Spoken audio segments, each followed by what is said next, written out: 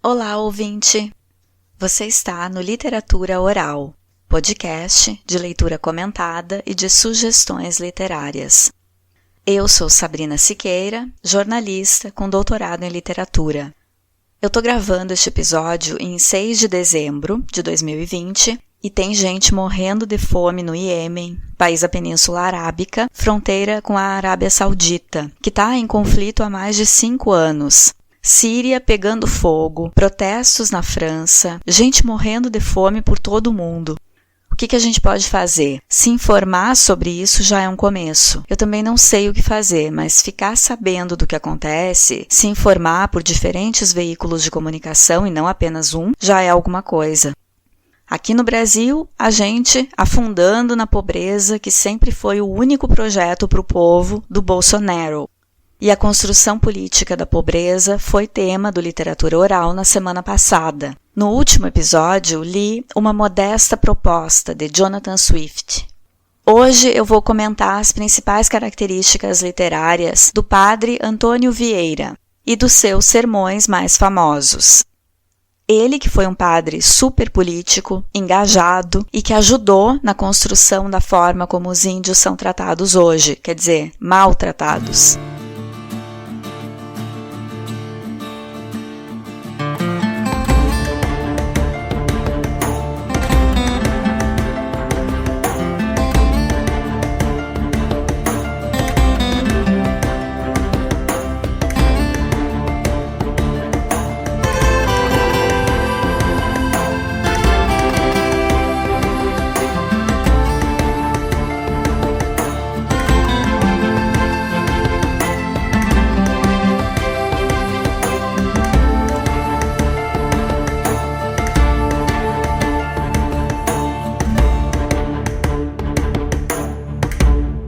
Antônio Vieira nasceu em Lisboa, em 1608, e morreu na Bahia, em 1697.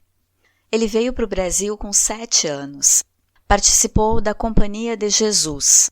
Por defender posições favoráveis aos índios e aos judeus no Brasil, foi condenado à prisão pela Inquisição.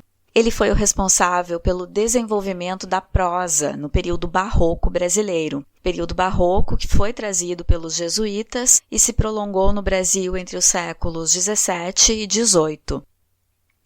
Vieira é conhecido por seus sermões polêmicos, com críticas a diferentes atores sociais daquele período. Ele criticava, por exemplo, os colonos portugueses por seu despotismo, criticava o protestantismo porque julgava que era uma influência negativa na colônia, que era então o Brasil. Claro, ele sendo católico e muito atuante em defender a sua fé como a mais acertada, criticava as outras religiões. Mas criticava também os próprios pregadores católicos que não cumpriam com o seu ofício de catequizar e evangelizar. E criticava até a própria Inquisição. Ele condenava os horrores que os índios viviam nas mãos dos colonos, mas também não respeitava a cultura indígena, porque defendia a evangelização. Padre Antônio Vieira descendia de família pobre. Quando chegou ao Brasil com a família, aos 7 anos, em 1614, o país estava dividido em 2 estados. O estado do Brasil, cuja sede estava na Bahia, e o estado do Grão-Pará e Maranhão. Vieira estudou no Colégio da Bahia, a primeira instituição de ensino superior do Brasil, fundada pelo padre Manuel da Nóbrega. Esse colégio acreditava em uma educação baseada em modelo humanista, que privilegiava a educação clássica, com leitura dos gregos e romanos, utilização de retórica e estímulo da competição intelectual. Isso tudo ajudou a formar o intelectual super bem articulado que o Antônio Vieira foi. Ele se tornou padre aos 26 anos. Entrou para a Companhia de Jesus, ordem que trabalhou com o objetivo de colonizar os índios no Brasil colônia a partir de 1549. Vieira fazia parte, então, da ordem religiosa dos jesuítas. E os jesuítas acreditavam que os indígenas tinham a natureza boa, mas deformada pelos costumes viciosos acumulados pelo tempo, e que eles, os jesuítas, conseguiriam recuperar essa natureza através da conversão. Eles tinham muito problema com os índios andarem pelados, por exemplo. Começa aí o desrespeito pela cultura indígena no Brasil. A prática de achar que o diferente é errado e que o branco europeu vem para salvar. Vieira achava que os jesuítas deveriam ter o monopólio dos negócios indígenas, sem interferência do Estado ou dos moradores locais. A política indianista de Vieira visava separar os índios de seus costumes, inclusive separando crianças dos pais. Que horror isso, hein? Vieira acreditava no sebastianismo, que seria a volta do rei Dom Sebastião, que foi rei de Portugal até 1578. Ele, assim como muitos portugueses, acreditava que Sebastião voltaria para transformar Portugal novamente em uma grande potência. A morte desse rei ficou sendo um tanto misteriosa, dando margem a essa crença no sebastianismo, na volta do Dom Sebastião. Uma das hipóteses é que ele teria desaparecido no mar, outra é que teria sido morto numa batalha no Marrocos, em uma cruzada que colocou em prática depois da crise econômica e dinástica acarretada pelo declínio do comércio com o Oriente. Lembra quando eu falei aqui sobre os Lusíadas? Camões dedicou o poema épico a esse rei. Outro autor português que faz referência aos bons tempos de Sebastião é Fernando Pessoa, no livro Mensagem. O formato de texto que Vieira mais escreveu e que geralmente é cobrado quando ele é abordado em vestibulares e concursos são os sermões, que eram textos usados em suas pregações, eram proclamados. Além dos sermões, ele escreveu cartas e profecias. Escreveu cerca de 200 sermões em estilo conceptista, um estilo que privilegia a retórica e o encadeamento lógico de ideias e conceitos. Os sermões se dividem formalmente em 3 partes. Primeira parte é o introito ou exórdio, que é a apresentação, a introdução do assunto. A segunda parte é o desenvolvimento ou argumento, que é a defesa da ideia com base na argumentação. E, por fim, a terceira parte é a peroração, que é a parte final, conclusão.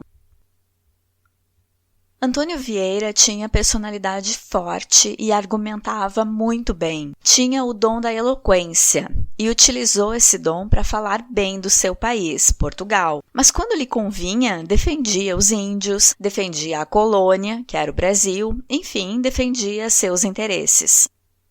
Ele foi polêmico e considerado subversivo. Isso porque, mesmo estando a trabalho da Companhia de Jesus, tendo o modo deles de desrespeitar os índios, Vieira tinha lá os seus critérios e, vez ou outra, discordava tanto dos católicos quanto de Portugal. Se fosse hoje, Vieira seria chamado de comunista, de esquerdopata, já estou até vendo.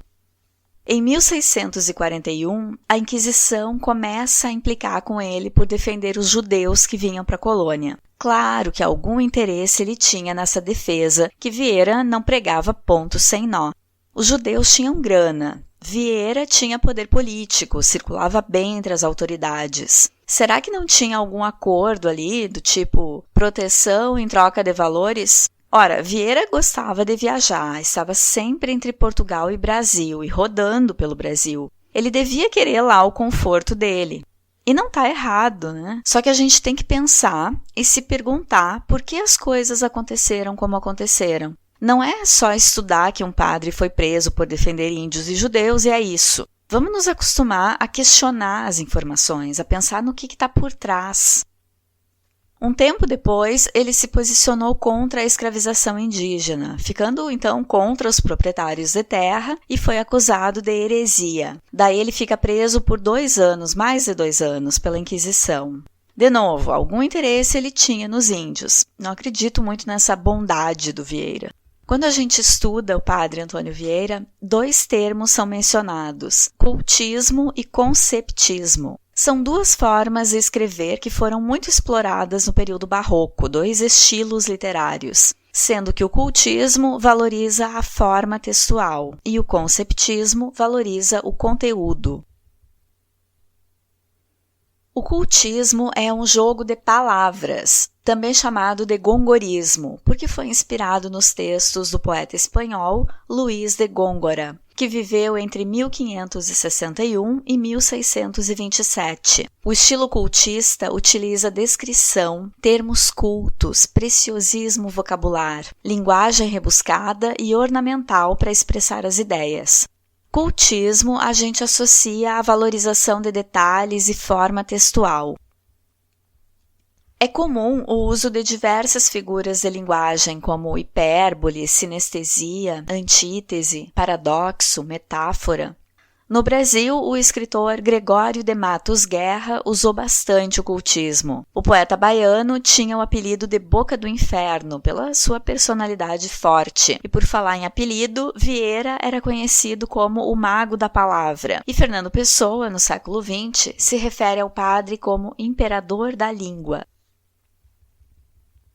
Em relação ao outro estilo literário do período barroco, o conceptismo é um jogo de ideias, também chamado de quevedismo, porque foi inspirado na poesia do poeta espanhol Francisco de Quevedo, que viveu entre 1580 e 1645.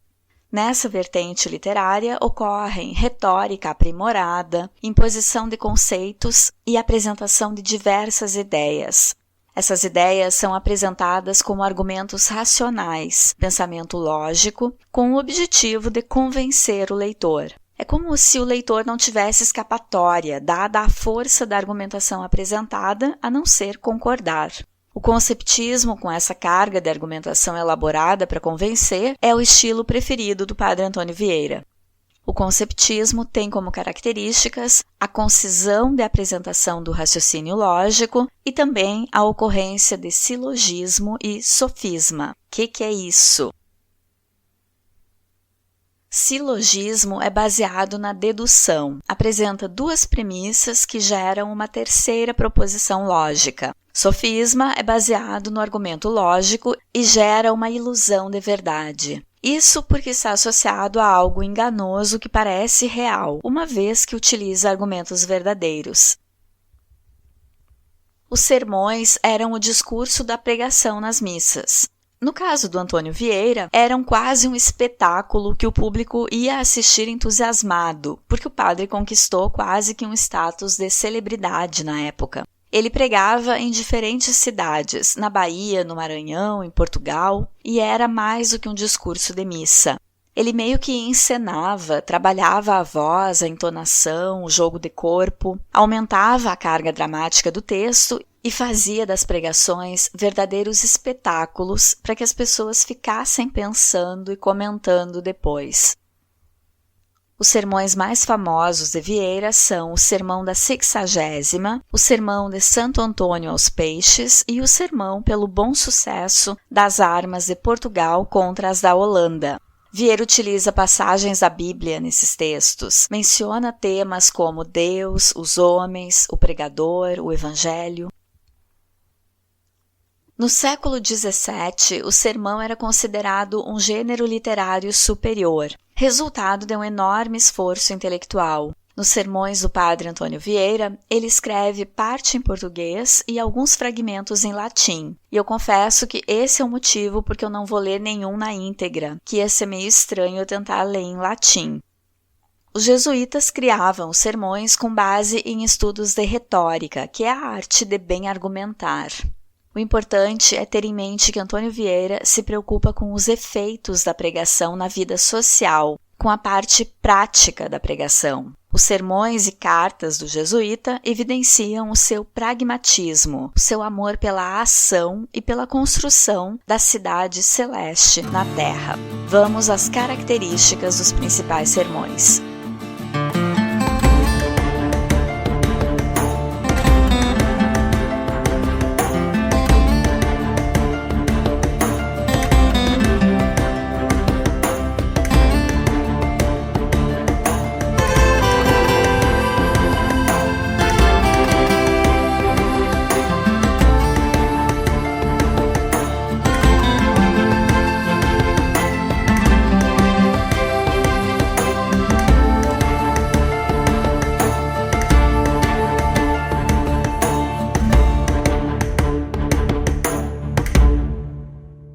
Antônio Vieira alternou a vida entre Portugal e Brasil, sua obra é considerada tanto literatura brasileira quanto portuguesa.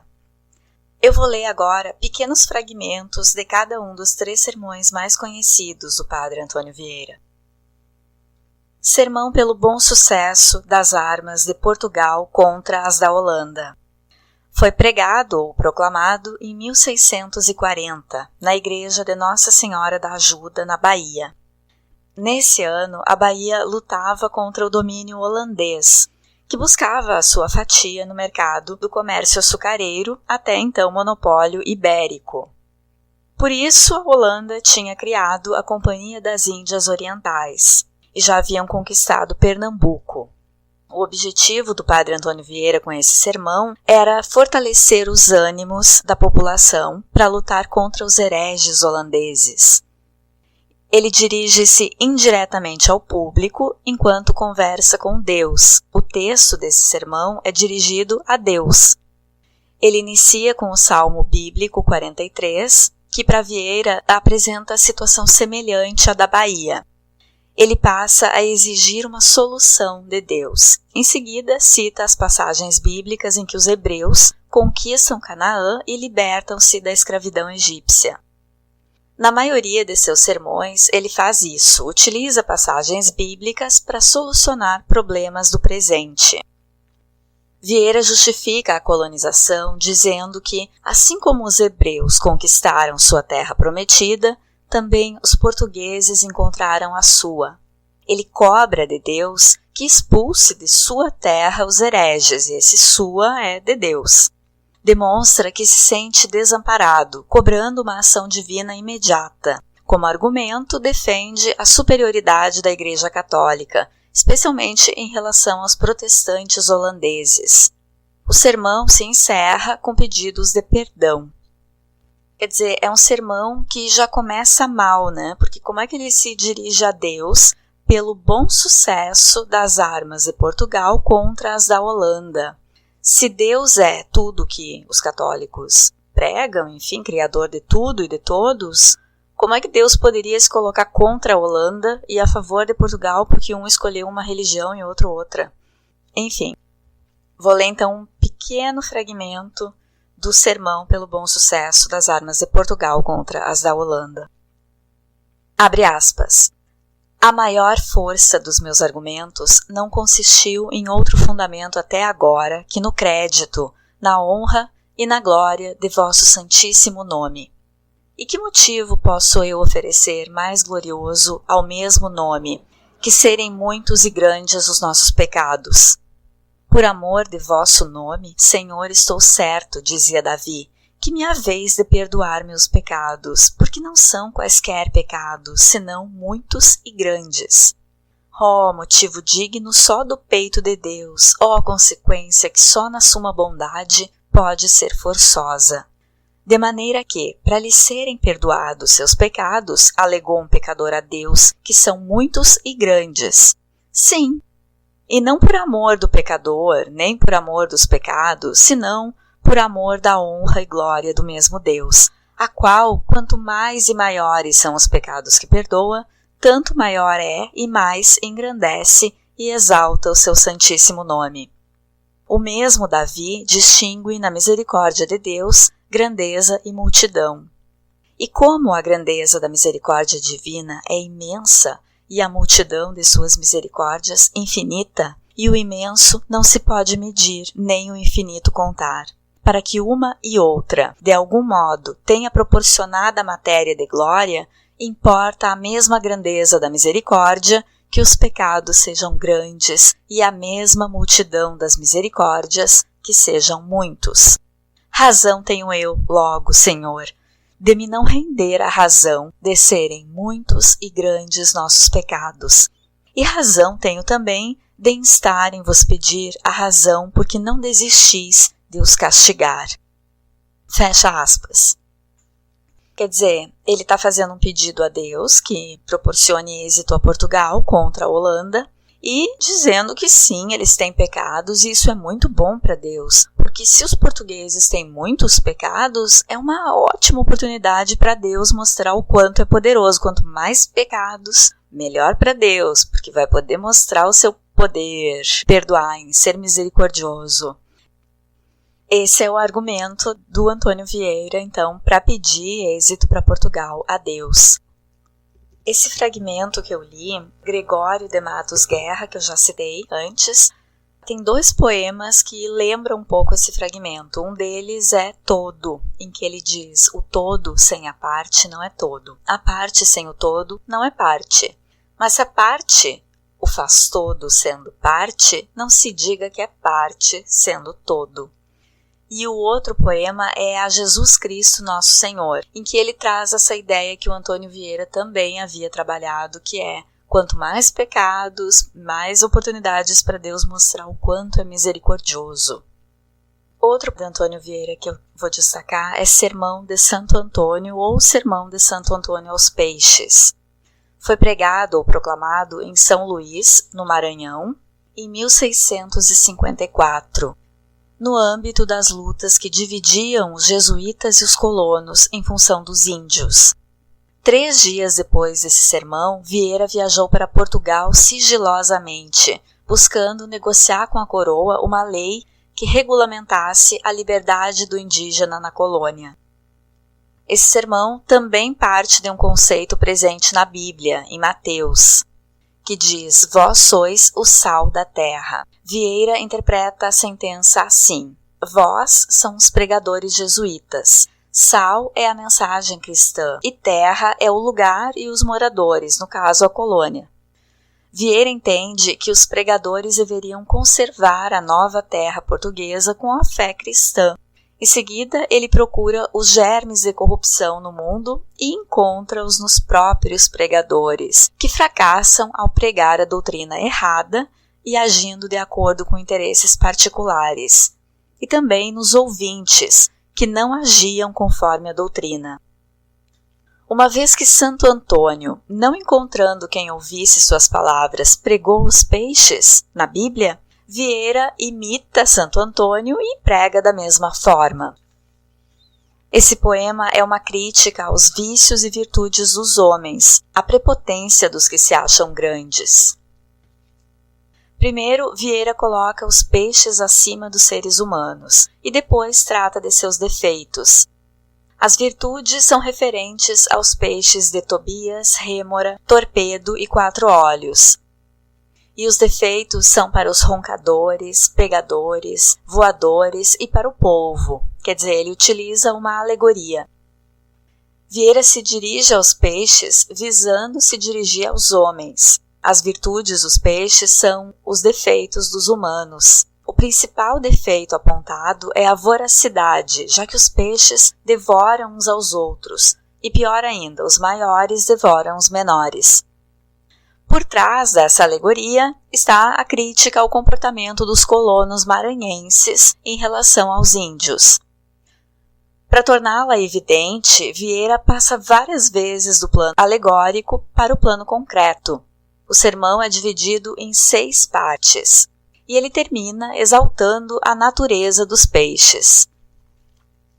Não podendo ser sacrificados, sacrificam-se em respeito a Deus, e coloca-se enquanto homem abaixo dos peixes. O sermão termina com uma oração de louvação a Deus. Vamos a um fragmento, então, do sermão de Santo Antônio aos Peixes. Abre aspas. Descendo ao particular, direi agora, peixes, o que tenho contra alguns de vós. E começando aqui pela nossa costa, no mesmo dia em que cheguei a ela, ouvindo os roncadores e vendo o seu tamanho, tanto me moveram o riso como a ira. É possível que, sendo vós uns peixinhos tão pequenos, haveis descer as roncas do mar? Se, com uma linha de cozer e um alfinete torcido, vos pode pescar um aleijado, por que haveis de roncar tanto? Mas por isso mesmo roncais.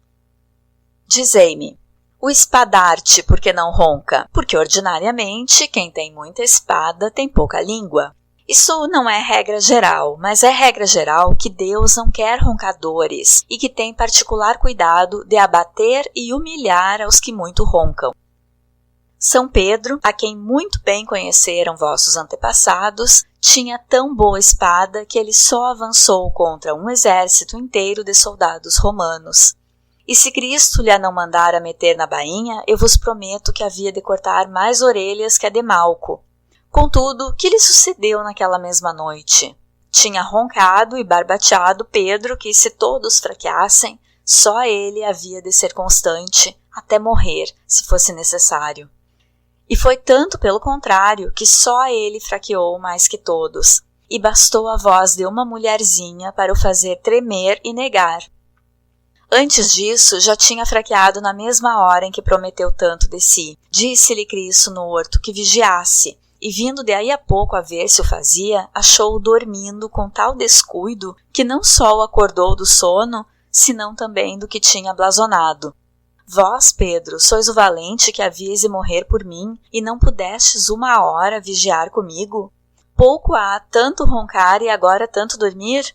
Mas assim sucedeu. O muito roncar antes da ocasião é sinal de dormir nela. Pois que vos parece, irmãos roncadores? Se isto sucedeu ao maior pescador, que pode acontecer ao menor peixe? Medi-vos, e logo vereis quão pouco fundamento tendes de blasonar, nem roncar. Fecha aspas.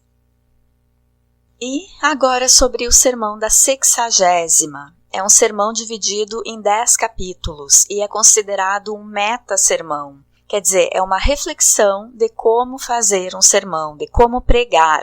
Esse prefixo meta significa que é a palavra falando da palavra. Foi pregado para a nobreza católica de Portugal. A palavra 60ª do título refere-se à data em que o sermão foi exposto, em janeiro de 1655. Segundo o calendário litúrgico católico da época, tratava-se do penúltimo domingo antes da Quaresma, ou o 60º dia antes da Páscoa. Primeiramente, Vieira afirma que seu público está enganado sobre a sua prática.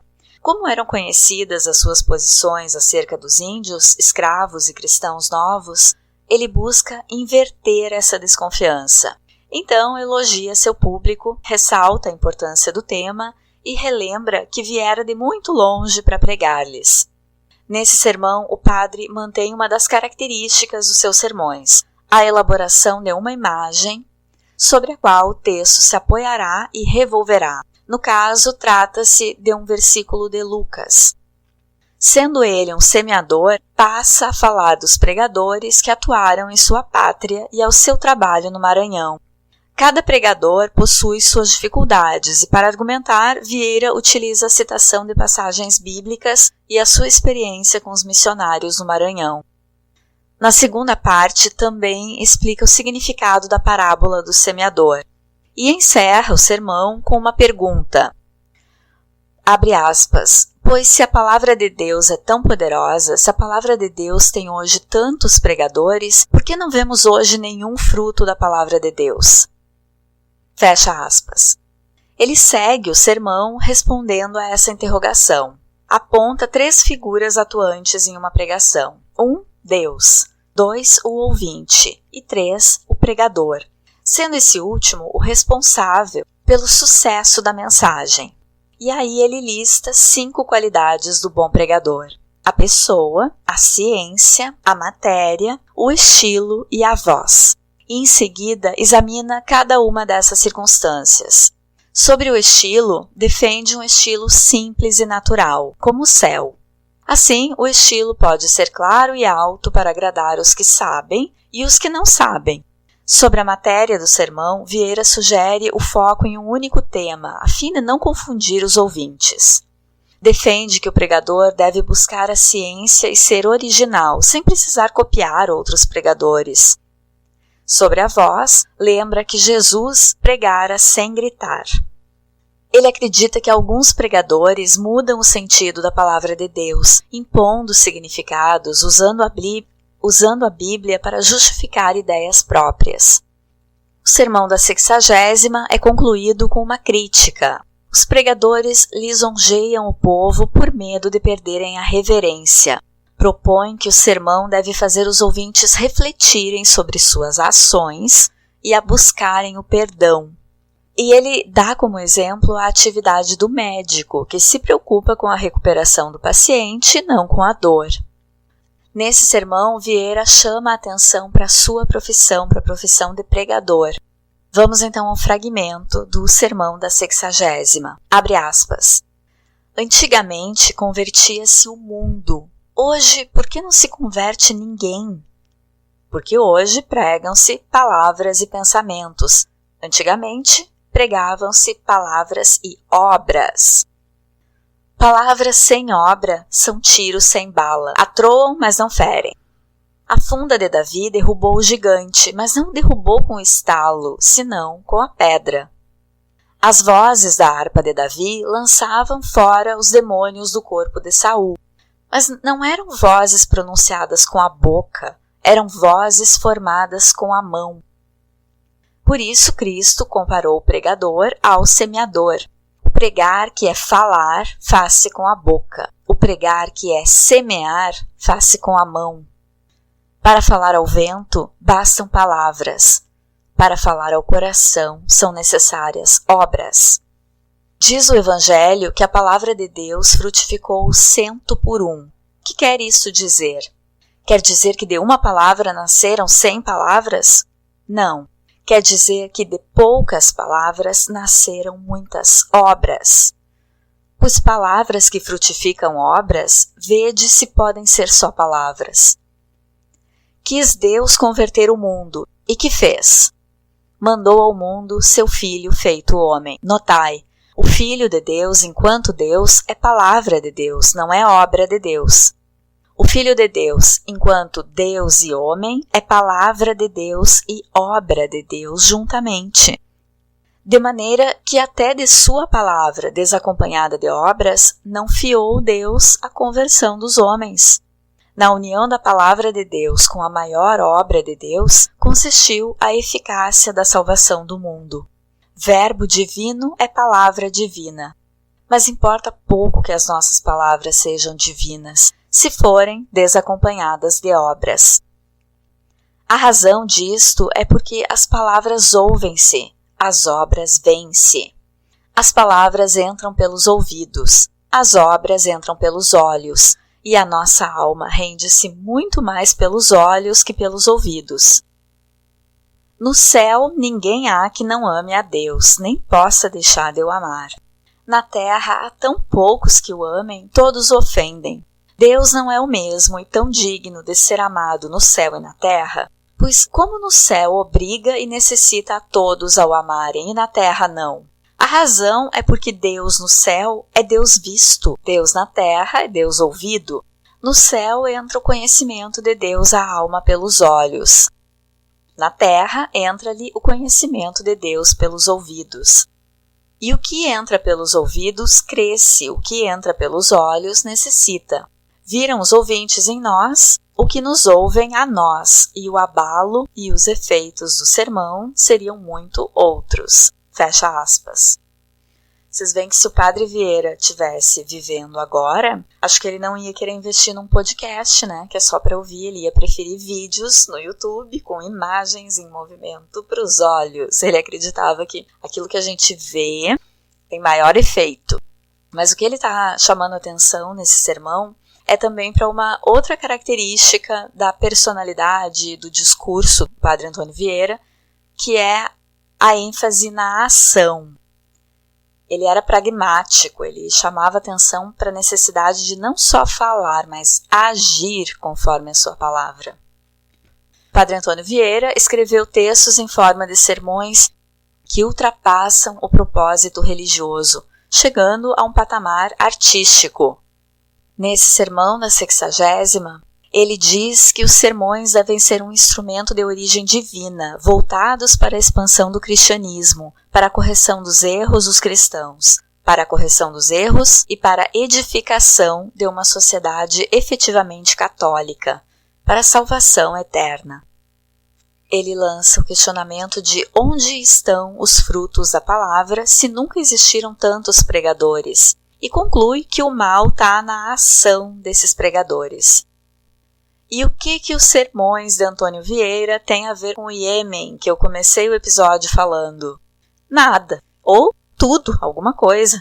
De certa forma, tanto a crise humanitária em que alguns países estão passando agora, como a situação dos índios brasileiros desde a chegada dos primeiros europeus, tudo passa por uma construção política, por uma articulação discursiva que vem sendo usada para a consolidação da pobreza, mas que pode ser empregada também para uma consciência mais crítica dos povos e para a libertação dos povos.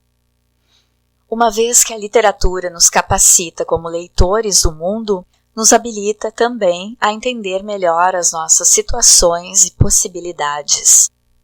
Neste episódio, eu comentei os sermões do Padre Antônio Vieira. Por hoje eu fico por aqui. Fiquem bem, até o próximo!